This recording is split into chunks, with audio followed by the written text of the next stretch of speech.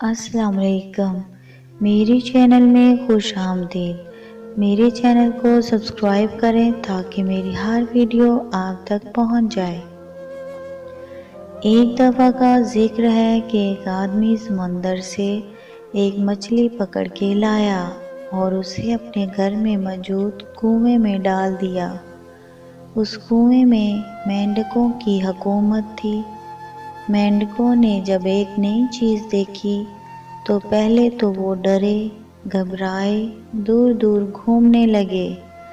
آخر ایک بڑے مینڈک نے ہمت دکھائی اور مچھلی کے تھوڑا قریب گیا اور پوچھا، تم کون ہو؟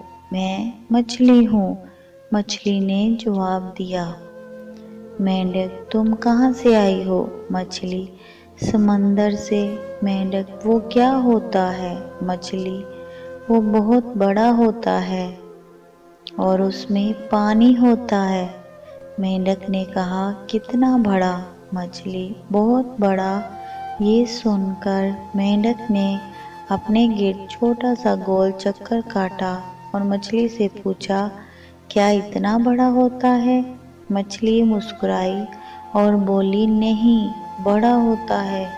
مینڈک نے تھوڑا بڑا چکر لگایا اور کہا، اتنا بڑا؟ مچھلی ہنسی اور کہا، نہیں، بہت بڑا ہوتا ہے۔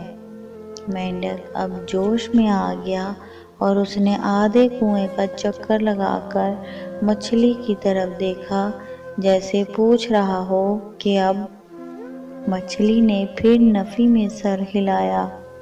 اب تو مینڈک نے پوری رفتار سے پورے کنویں کا چکر لگایا اور مچھلی سے کہا کہ اب اس سے بڑی تو کوئی چیز نہیں ہے۔